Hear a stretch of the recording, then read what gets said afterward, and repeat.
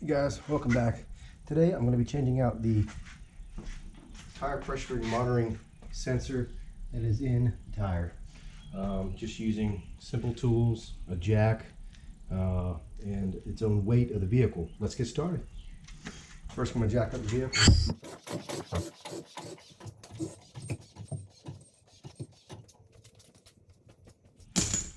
Impact makes it a little easier for the wheels, but not a necessity. One thing you really need, pretty cheap, off Amazon, is this. It's a Slime brand, but it's a the valve puller out of the valve stem. Pretty simple, use it for bikes, use it for a lot of things. That's a standard one. Use that to drain the tire.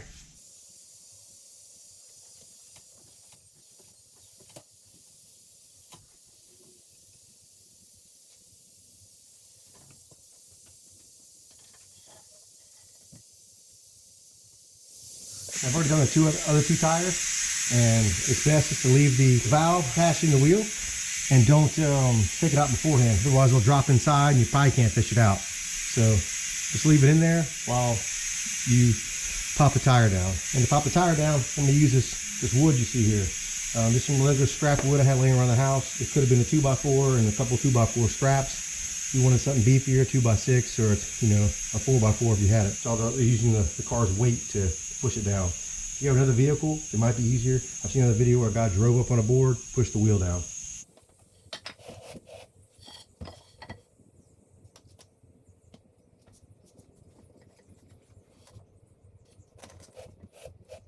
So what I'm going to be doing is pushing down where the valve is here, pushing straight down, not getting too close because I want some space in between when this goes down for my hand to get in. It's not going to slip out from underneath it.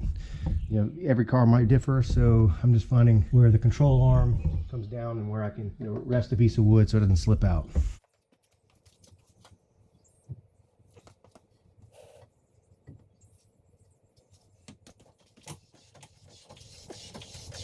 Now I'm going all the way up with the jack just so I can get some different wood in here. And one thing I want to do is I have this other board. It's going to go underneath here to push and disperse the load, so it's not just focusing one spot on the tire.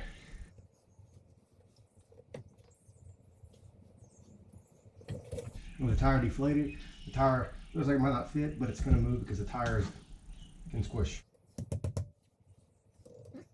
Now I'm just going to lower the jack with the weight of the vehicle, separate the tire. Go slowly, not too much.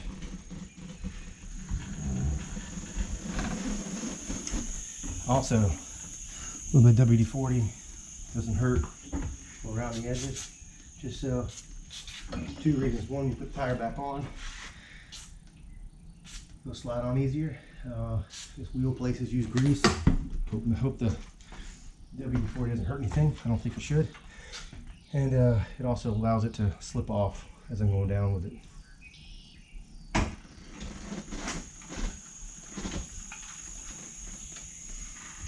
You might have to walk on it, massage it. Be careful because when it pops, the suspension is going to drop the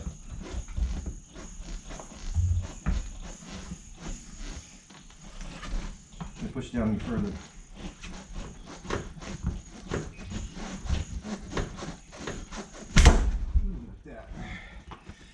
All right, it's dropped. So while it's down there, this is when you want to take it off because the tire was going to want to pump back up. So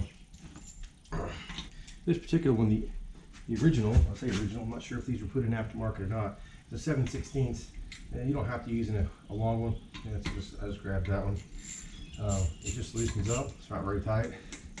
You're not going to want to tighten it back that tight either. It comes out on the inside of the tire. You can take a closer look in here. So hands underneath here, just unscrewing this here. It fell out.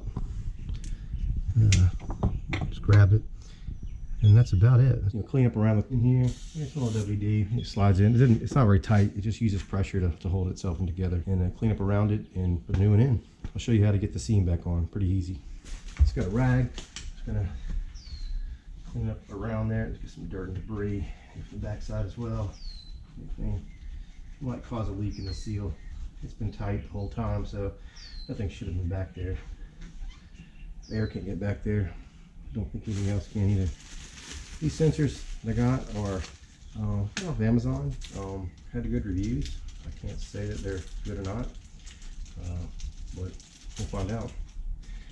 They go on the same way. You saw that how it then just fell out as I unscrewed it. Same way it's going to happen here. There's no anti-seize or anything like that going to be put on it.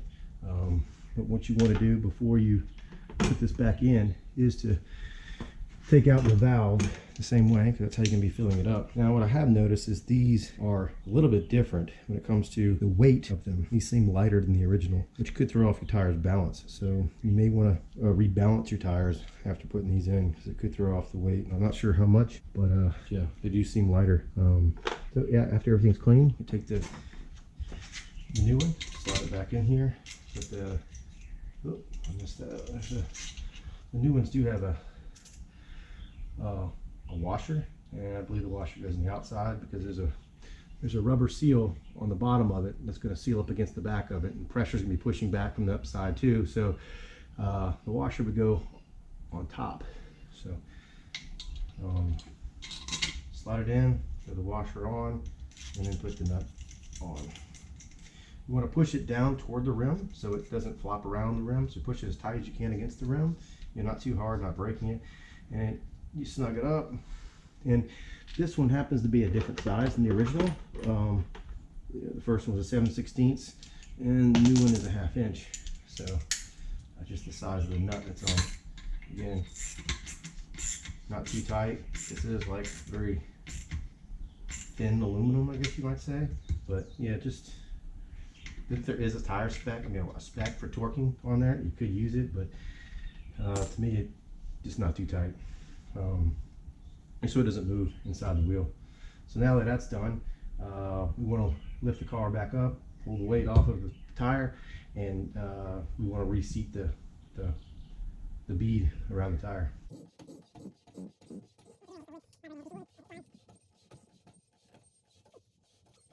It's enough where the weight is off the wheel. Just kick these out like so. Your tire looks deformed, but you'll just massage it out. So as you see, there is the bead is broke here. So what you want to do is you take the tire, kind of bounce it, flip it back around toward where the nozzle is, and we're gonna slowly bounce the tire to where it's gonna push that up against the bead. Plug around it where the lead was. Now this itself is not sealing the tire, it's just pushing it up against it.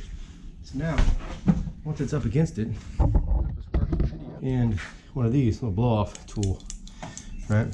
And this can shoot directly in it. Since the valve is not in there, it allows the air to flow a lot freer inside. So pushing this up against it, push it firmly. You get air is not escaping. Back so you can see better. As I push, air is not escaping. It's already sealed up around here. As the air comes up, this bead is actually sealed. Boom, sealed. I'll let go, the air is going to come out. No worries though. Just take your new valve, the same with your sensor, and have the tool ready to push it down. If not, hook it to the tool. It doesn't stick, but at least push it up against it, because when you go to put it in there and you let go, the air will push the thing right back out. So this thing I learned the first tire, didn't go anywhere, just plopped out. So now that it's in there, wheel sealed, air it up. You could air it up off the when the wheel is mounted back on. That part really doesn't matter. So I'm going to air it up, and I'll do the next one. Just remount it. All I'm doing now is remount the tire. Simple as that.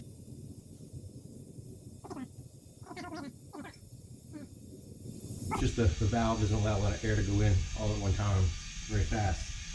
You actually look at a valve, it's a pretty small hole, so when you're putting air in, only a little bit of air goes through at a time. And that's what's good about pulling the valve out before you air it up. And using that little blow-off tool it allows to shove a lot of air at one time. The new one came with a new valve cap, so valve stem cap, so here's a new one.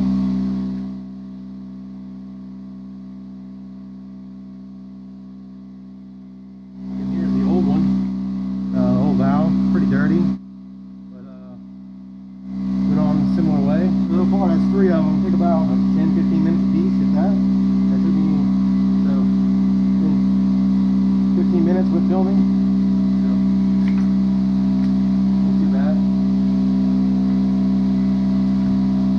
So now the wheel on there. And one thing I noticed, I use this rigid, it's a rigid 1/2" impact wrench. Works pretty well. There's an auto setting on it, which I found pretty nice to put on lug nuts.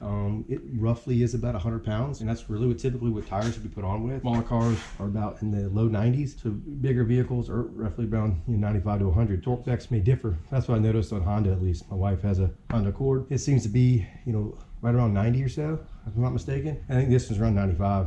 But what I've noticed, this thing puts it right around 100. The right torque spec is around 100. I'm going to use 100 to keep it simple. I'm going to use the auto setting on here, and then I'm going back with a torque wrench and torque down the right specs.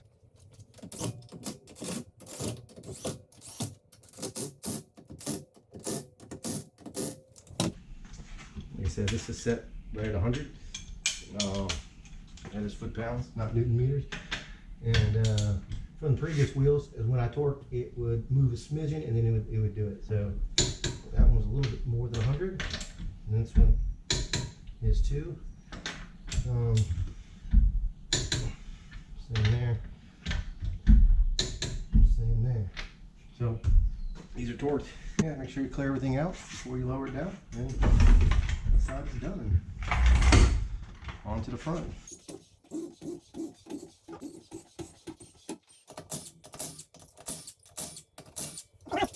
On the lug nuts, you want to make sure you stand them on first so you don't strip the threads before you go all out with an impact.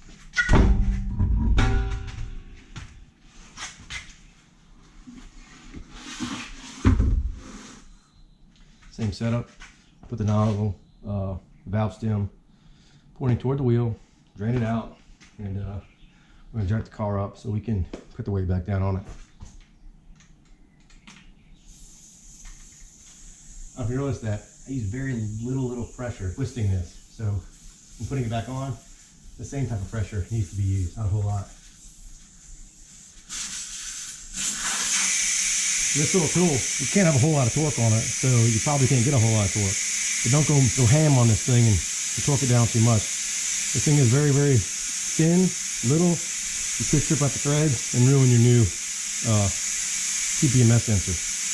These things aren't really cheap. I mean, I think I paid 80 bucks for 4 of them, which isn't too bad. They're not factory OEM, so they are a cheaper brand. If I get good 5 years out of them, can't tell you how good they are or not.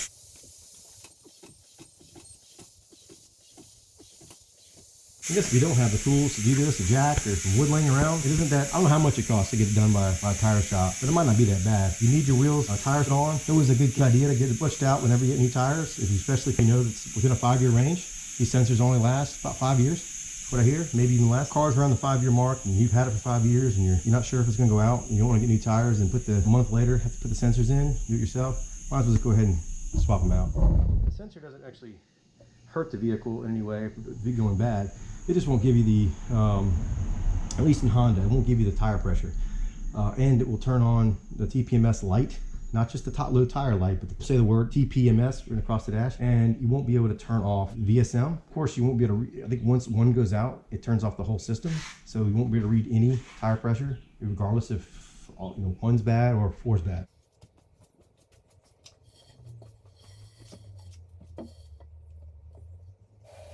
Probably having the wheel closer to the hub might give more leverage directly on that area without putting as much strain on the wood. So that's the method I'm doing. Don't go too far where the studs stick out, so you might hit the rim itself, because that'd be kind of dumb. Or leave yourself some room so you can get in there to get to the back side of the sensor.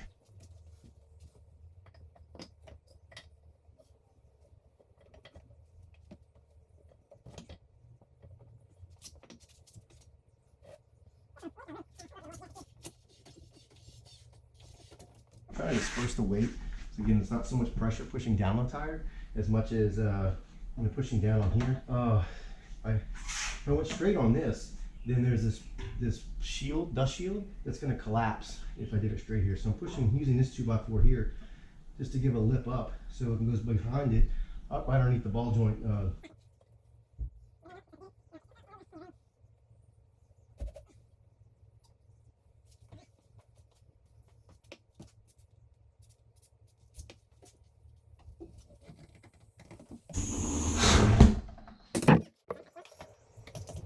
Off the threads on this, it's actually spinning this part. So before, when I took it off, this whole black part here fell off. I had to take some vice grips, and not even much pressure to get it going, but it shouldn't hurt. You're changing out anyway. So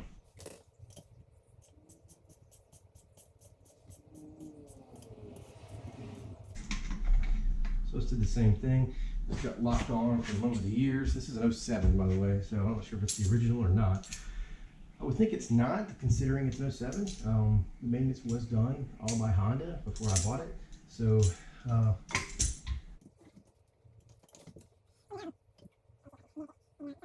trying to grip on the bottom. This part's off, so I'm trying to grip behind it and keep it from spinning.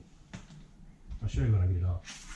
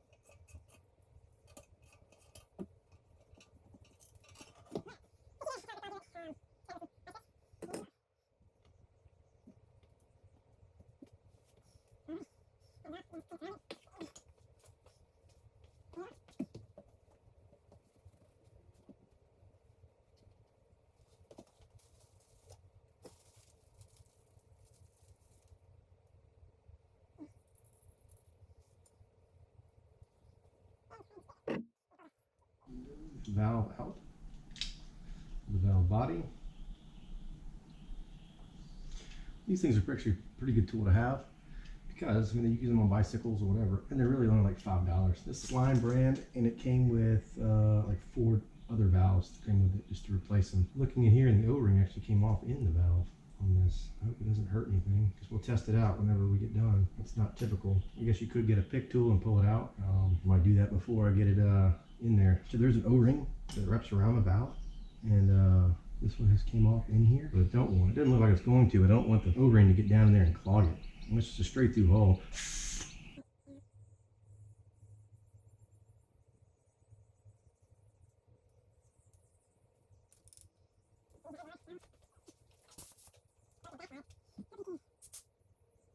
Now, I think I did.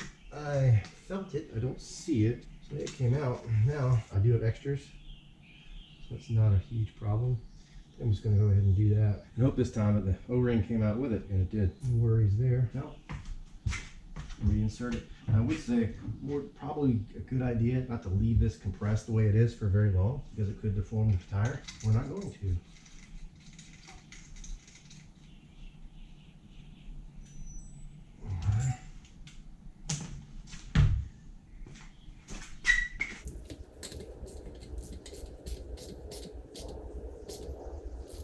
I'm barely putting any pressure on it. I think that's good. Again, it's getting its seal from pressure pushing back on the tire from the inside.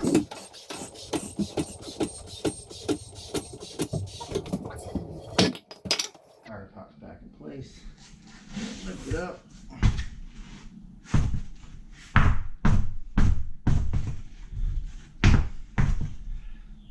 hope this doesn't be issues. I do see this particular one, the bead came off more. So, no, it looks like it's going to work.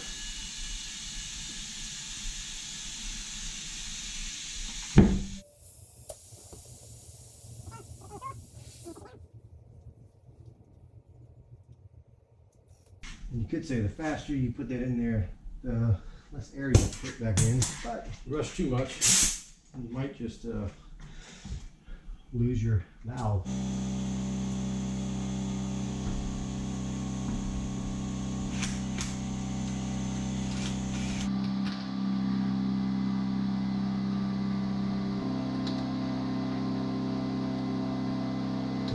pretty much concludes the video.